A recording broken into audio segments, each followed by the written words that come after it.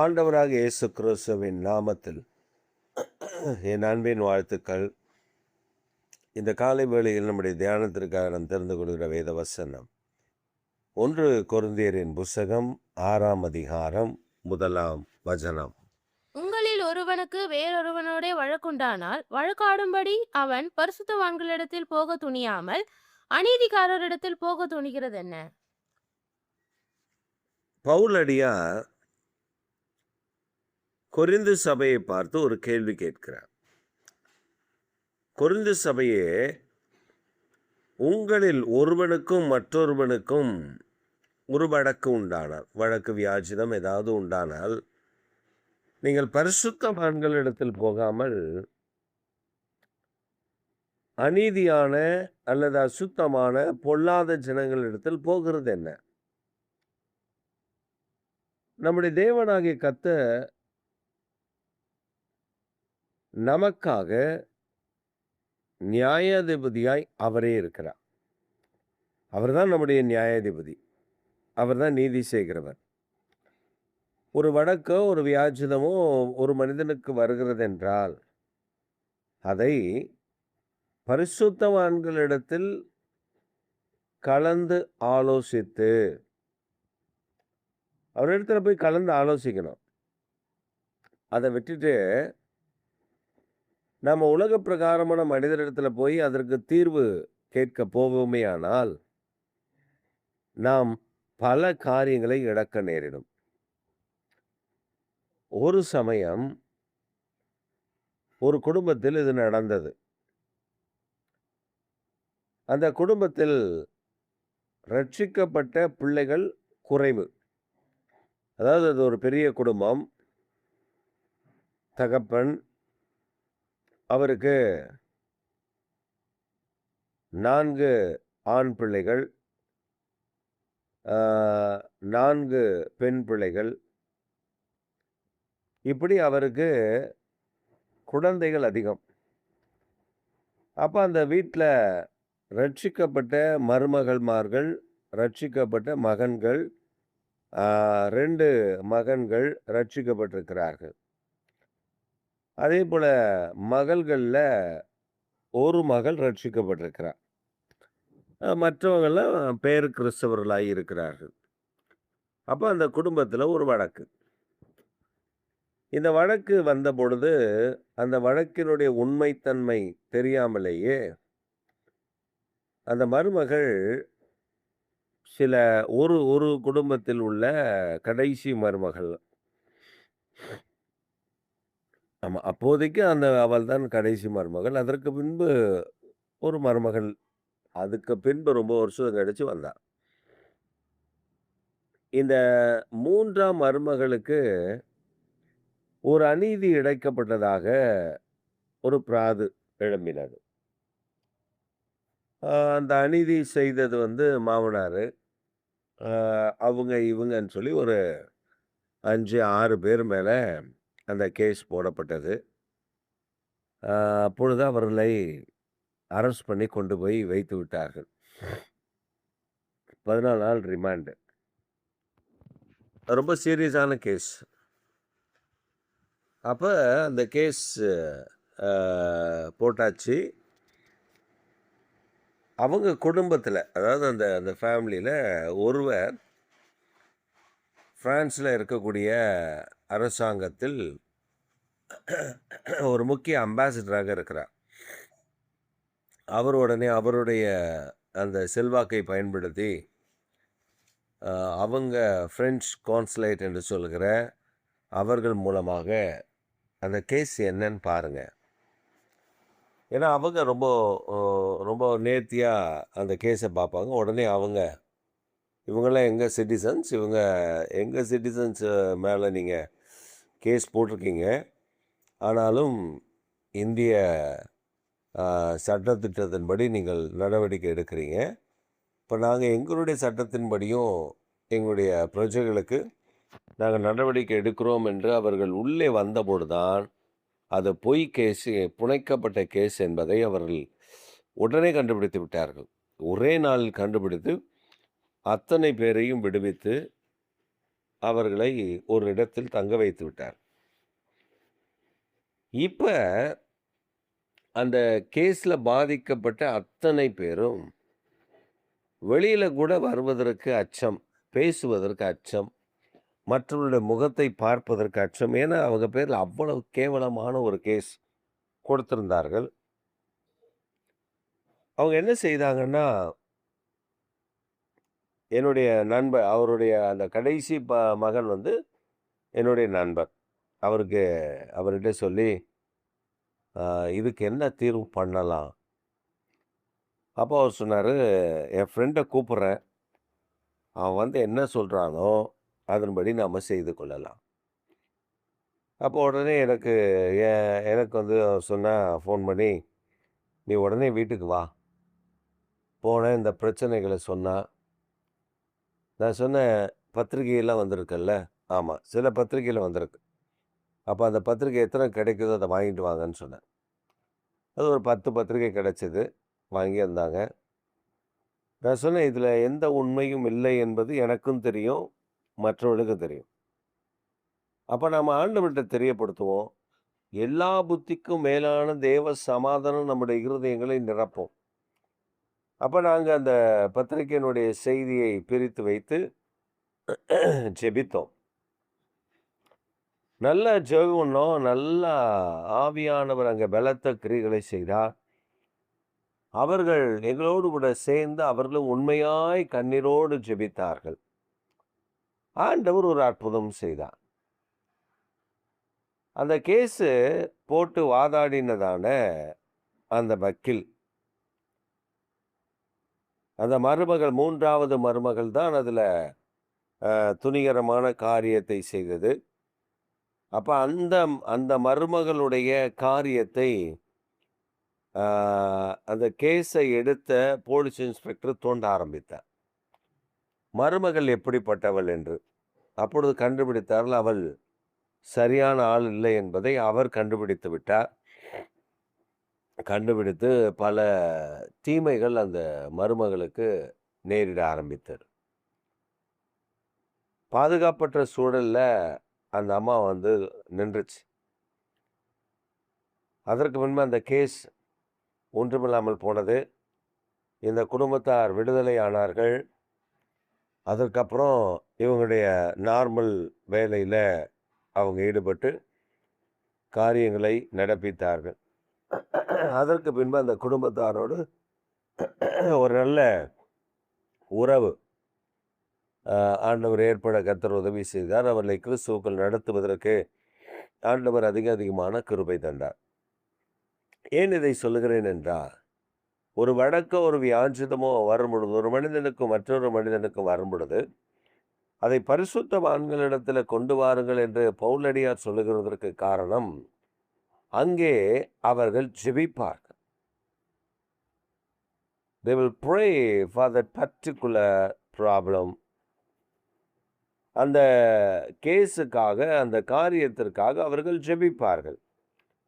அங்கே தேவன் ஒரு சமாதானத்தையும், ஒரு மகிழ்ச்சியையும், ஒரு விடுதலையும் ஆண்டவர் கட்டளையிடுவார். யார் பேர்ல குறைவோ அவங்க மனம் திரும்ப செய்வார். ஒரு மாற்றத்தை கர்த்தர் தருவார். நம்முடைய வாழ்விலேயும் அப்படிதான். நமக்கு வரக்கூடிய பிரச்சனைகளில், போராட்டங்களில், நெருக்கடிகளில் நாம் யாரை முன்னிறுத்துகிறோம்? மனிதர்களையா? அல்லது வேற காரியங்களா என்று பார்ப்போமேயானால், நாம் வேறே காரியங்களை முன்னிறுத்தி தோல்வி அடைந்து விடுவோம். இப்போ ஒரு அம்மா சொல்லும், குழந்தை இல்ல. அந்த அம்மாகிட்ட நீங்க சொன்னீங்கன்னா, ஆண்டவரை தேடுமா, ஆண்டவர் தான் அற்புதம் செய்கிறவர் அப்படின்னு சொன்னா, ஆண்டவர் செய்வாரு. ஆனா நம்மளும் சும்மா இருக்கக்கூடாதுல்ல. நம்மளும் போய் பல மருத்துவரை பார்க்கணும்ல அப்படின்னு. அந்த அம்மா ஒரு முறை ஒரு மருத்துவரை பார்க்க போனாங்க. அப்படியே அவங்க அந்த மகள் மருத்துவரை பார்க்க போனப்ப அங்க என்ன சொல்லிட்டாங்கன்னா, உங்களுக்கு இத சரி பண்ணணும், இத இப்படி பண்ணணும் அப்படின்னு சொல்லி நீங்க அட்மிட் ஆகணும், இதெல்லாம் பண்ணணும். சரி பண்ணியாச்சு. அதுக்கப்புறம் அதுக்கப்புறம் உங்களுக்கு சின்ன சின்ன கட்டி இருக்குது, அதெல்லாம் கிளியர் பண்ணணும். சரி அதையும் பண்ணியாச்சு. அப்புறம் அதுக்கப்புறம் இப்படியே ஒரு 4, 5 டாக்டர மாத்தி கடைசியா ஒரு டாக்டர்ட்ட போம்போது அவர் சொன்னாரு, "ஆ மருந்து குடுத்தாலும் 80% நீங்கள் கருத்தரிப்பதற்கான வாய்ப்பு இல்லை. 20% வாய்ப்பு வேண்டுமானால் நாங்கள் வைத்துக் கொள்ளலாம். ஏன்னா உங்க கர்ப்பப்பை ரொம்ப வீக்கா இருக்கு." முடிஞ்சுதா?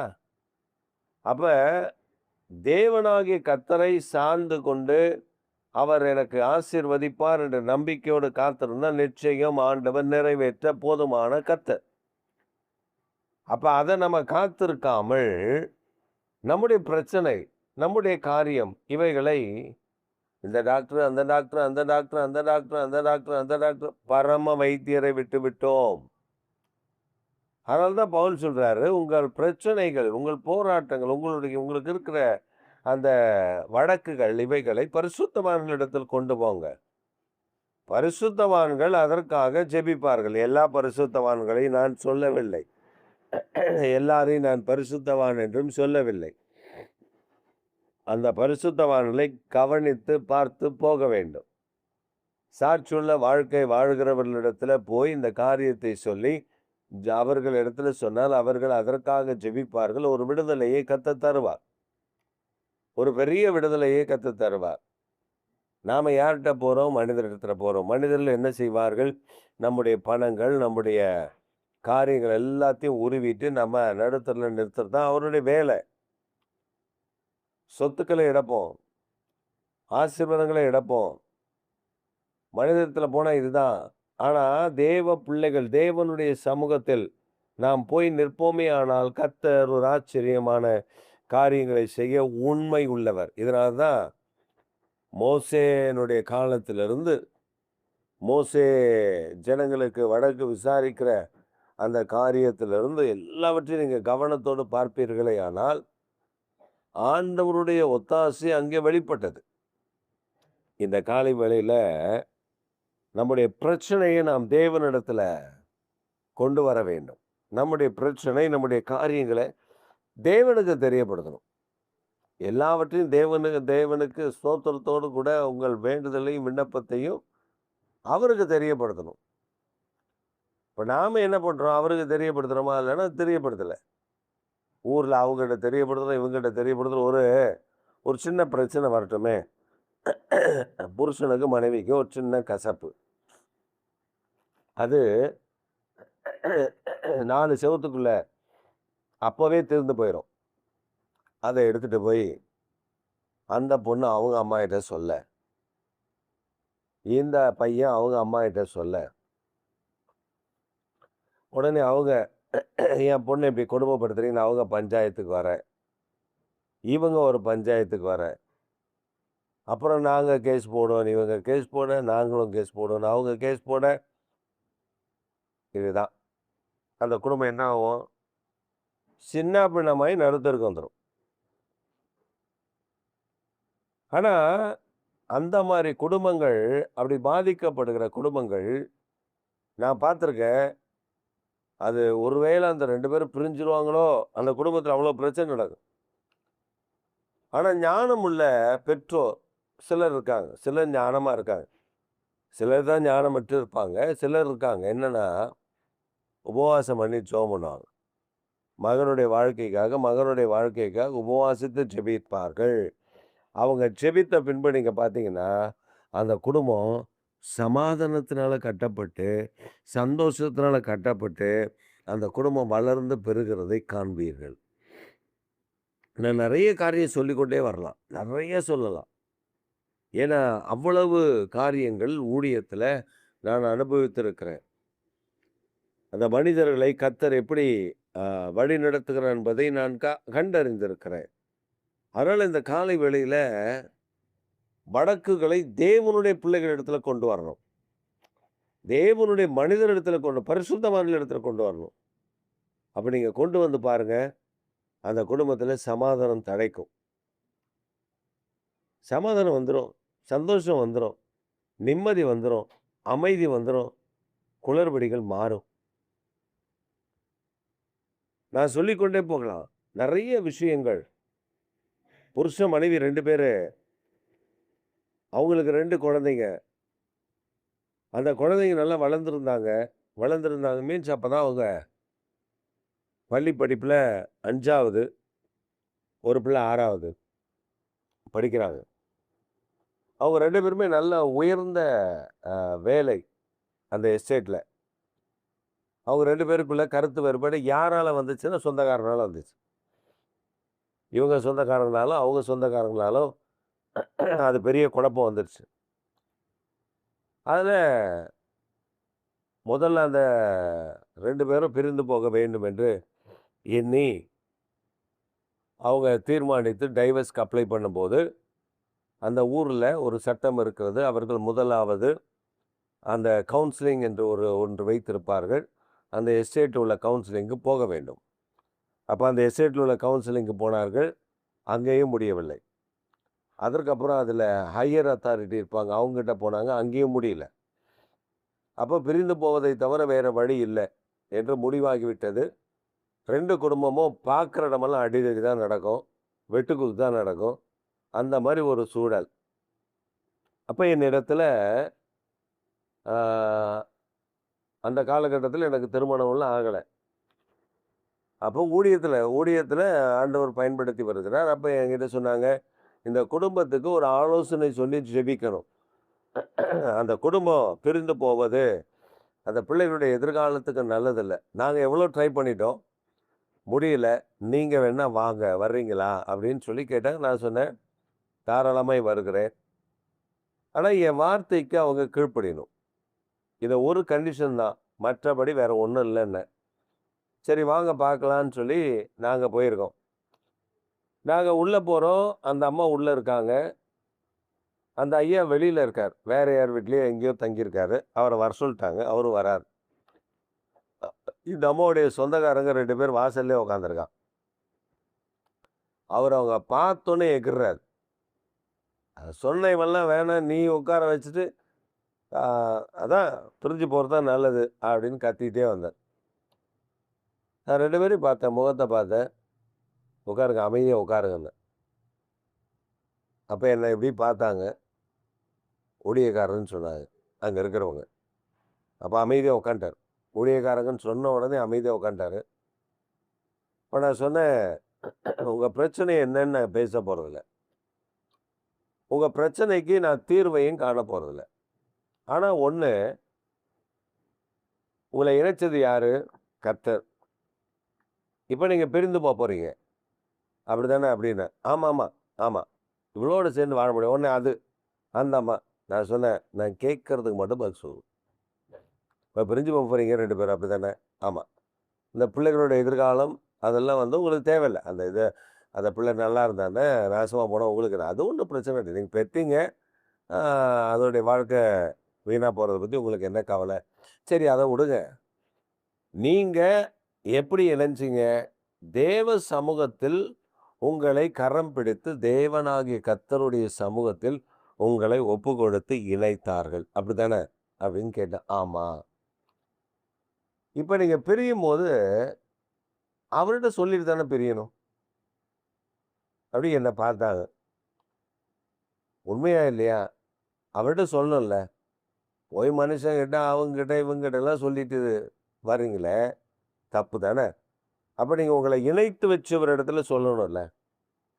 தேவன் நினைத்ததை மனிதன் பிரிக்காதிருக்க கடவன். அப்படித்தானே வசனம் சொல்லுது. அப்ப நீங்க ஆண்டவர்ட்ட சொல்லணும்ல. சொன்னா தானே ஆண்டவர் உங்களுக்கு அற்புதம் செய்வாரு. அப்ப 2 பேரும் யோசிச்சாங்க. நான் சொன்னேன், உங்களுக்கு ஒரு ஒரு 10 நிமிஷம், இல்ல 5 நிமிஷம் டைம் தரேன். உங்க வீட்ல அந்த அறை இருக்குல்ல, அந்த அறைக்கு போங்க உள்ள. 2 பேரும் முழங்கால் படிட்டு கரத்த பிடிச்சு ஆண்டவர்ட்ட சொல்லுங்க. ஆண்டவரே நீங்க எங்கள இணைச்சீங்க. இப்ப நாங்க பிரிஞ்சு போறோம். அந்த கிருபை எங்களுக்கு தாங்க. நாங்க பிரிஞ்சு போயிர்றோம். எங்க பிள்ளைகளுடைய வாழ்க்கைய நீங்க பொறுப்படுங்க. அப்படின்னு சொல்லி ஒரு ஒப்பு கொடுத்து ஜெபம் பண்ணிட்டு வந்துருங்க. அப்புறம் நான் ஜெபம் பண்ணிட்டு கிளம்பிடுறேன். நீங்க அதுக்கப்புறம் உங்க டைவர்ஸ் மேட்டர பாருங்க. அவங்க அவங்க சரின்னு சொல்லிட்டு 2 பேரும் எழும்பி அந்த அறைக்குள்ளே போனாங்க. சொன்னேன், 5 நிமிஷத்துக்கு மேலே நேரம் இருக்கக்கூடாது, அங்கே சண்டை போடக்கூடாது, வேற ஒன்றும் பேசக்கூடாது, 2 பேரும் கையை பிடிக்கணும், ஆண்டவர்கிட்ட சொல்லணும், அவ்வளோதான் அப்படின்னு சொல்லி அனுப்புகிறோம். 5 நிமிஷம் ஆச்சு, 10 நிமிஷம் ஆச்சு. நாங்கள் கதவை தட்டி அவங்கள வெளில வாங்கன்னு சொல்லிட்டோம். அவங்க வெளில வரும்போது 2 பேருடைய கண்கள்லையும் தண்ணீர் ஆறாய் ஓடி இருந்தது. அவங்க வந்தாங்க. சரி, இப்போ நம்ம பிரிந்து போகிறீங்கல்ல அப்படின்னோடனே அவங்க சொன்னாங்க, இல்லை இல்லையா, நாங்கள் சேர்ந்து வாழ போகிறோம். நான் சொன்னேன், இவ்வளோ நேரம் அதுக்கு தானே என் பிரச்சனை, பிரிஞ்சு போகிறேன்னு. இல்லை இல்லை, நாங்கள் இணைந்து வாழத்தான் கர்த்தர் எங்களை இணைச்சிருக்காரு, பிரிந்து போகிறதுக்காக இல்லை அப்படின்னு சொன்ன மாத்திரத்தில், அதுக்கப்புறம் நாங்கள் அவங்க சொந்தக்காரங்களை பார்த்து சொன்னோம், நீங்கள் யாரும் உங்கள் வீட்டில் டிஸ்டர்ப் பண்ணாதீங்க, அவங்க வாழட்டும். அவங்க நான் எங்கே வரப்போகிறேன், நீ எங்கே வரப்போகிறேன்னாங்க. கிளம்புறியெல்லாம் கிளம்ப விட்டு நாங்கள் விட்டுட்டு வந்துட்டோம். அதுக்கப்புறம் சில ஆண்டுகள் கழித்து நான் கேள்விப்பட்டேன், அவங்க 2 பேரும் இணைஞ்சு பிள்ளைகளை நல்லா படிக்க வச்சு, நல்ல இடம் வாங்கி, பெரிய வீட்டை கட்டி, அந்த வீடு பிரதிஷ்டைக்கு அந்த ஊரில் எஸ்டேட்டில் இருக்கிறவங்கெல்லாம் அழைச்சி அந்த வீடை பிரதிஷ்டை பண்ணியிருக்கிறாங்க. இது கர்த்தர் செய்தது. அதனால் இந்த காலை வேளையில் பரிசுத்தவான்களிடத்தில் கொண்டு போகும் பொழுது அதற்கு ஒரு பெரிய தீர்வு கிடைக்கும் என்பதுதான் என்னுடைய அனுபவம். அதில் இந்த காலை வேளையில் நீங்கள் யாராவது அப்படிப்பட்ட வழக்கில் போய் சிக்கி சின்னப்பின்னமாக இருப்பீர்கள் என்றால், உங்களுடைய வழக்கை தேவனிடத்தில் கொண்டு வாருங்கள். பரிசுத்தவான்கள் அவைகளை சரி செய்வார்கள். தேவ கிருபை உங்களோடு இருப்பதாக. ஆமேன், ஆமேன்.